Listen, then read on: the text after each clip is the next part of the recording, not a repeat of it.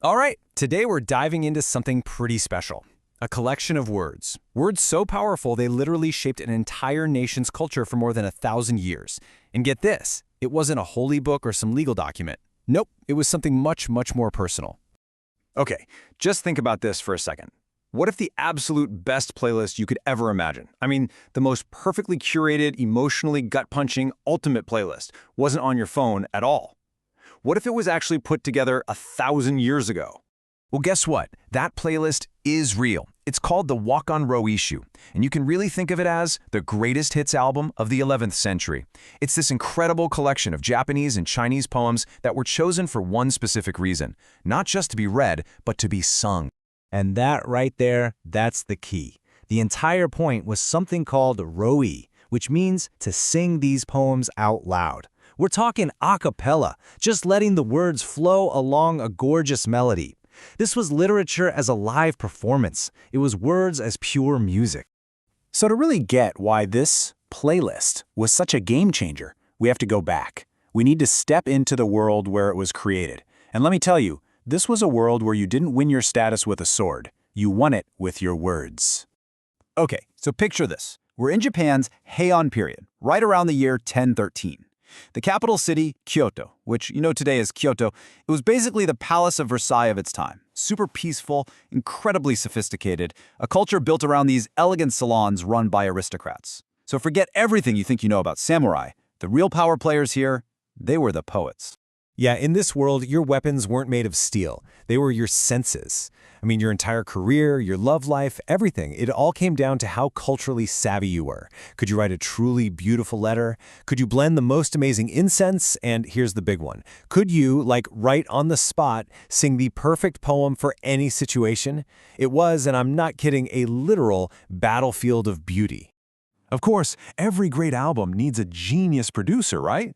Well, enter Fujiwara no Kinto. And this guy, wow. He wasn't just some big-shot politician. He was seen as the most perfect elite of his entire era, a total legend known for his just mind-blowing artistic talent. You see, Kinto was the perfect person to create this masterpiece.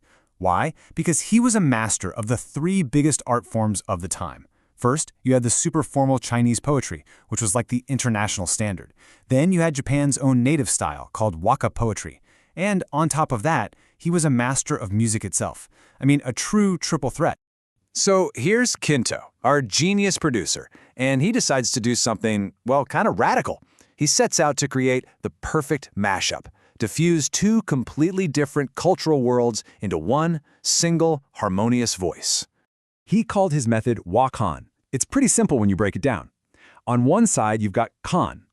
That stands for China, which was the world's cultural superpower back then. Their poetry was big, dynamic, epic. Then on the other side, you've got Wa. That's Japan's native poetry, way more delicate, emotional, and kind of inward-looking. But here's the really important part. Kinto wasn't trying to make this a competition, like which one is better. Not at all. He was creating a masterful remix. It was a way to take this powerful foreign culture, absorb it, and fuse it with his own. You know, it was a really sophisticated kind of embracing diversity 1,000 years ago. And we have to remember, at his core, Kinto was a musician. So his #1 rule for picking poems wasn't just what they meant, it was how they sounded. He was literally asking himself, do the vowels and consonants sound beautiful when you say them out loud? Does it have a good rhythm? He was essentially picking out lyrics for the ultimate songbook. Okay, check this out, because this example shows his method perfectly. Let's take the theme of the autumn wind. He kicks it off with this big, visual Chinese poem. The pines are high, and the wind carries the first sound of autumn. You can almost see it, right? But then he follows it up with a Japanese waka that's all about feeling that same wind, but is this quiet, personal discovery. Though it is not clearly visible, I am suddenly awakened to it by the sound of the wind. You've got this epic scale right next to this intimate feeling.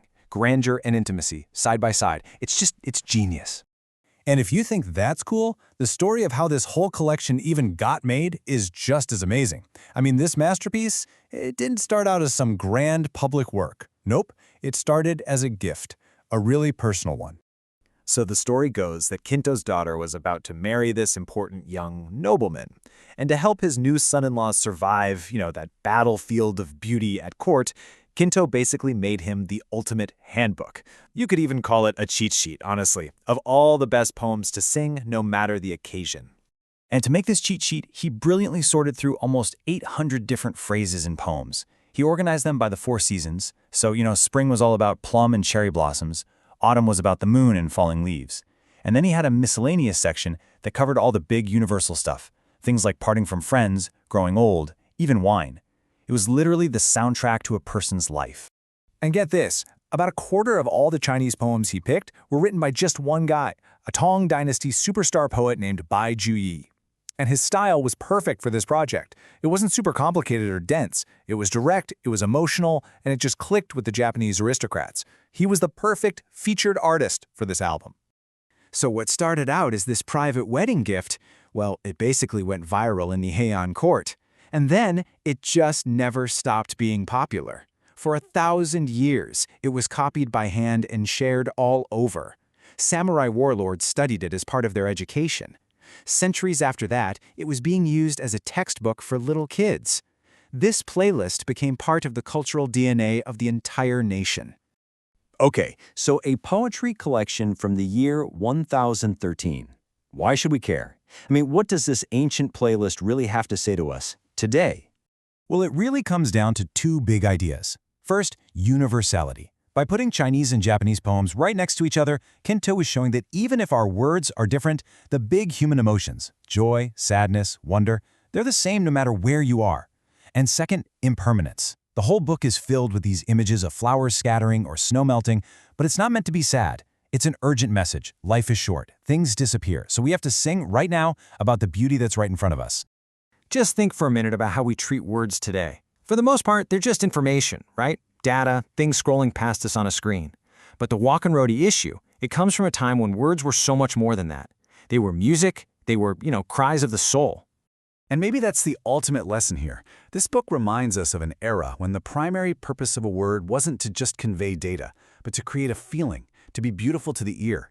It really offers us a chance to reconnect with a deeper, more human way of using language. So I guess it leaves us with a question to think about. In our own super busy lives, overflowing with information, with so much to see and read, what beautiful fleeting things might we be missing?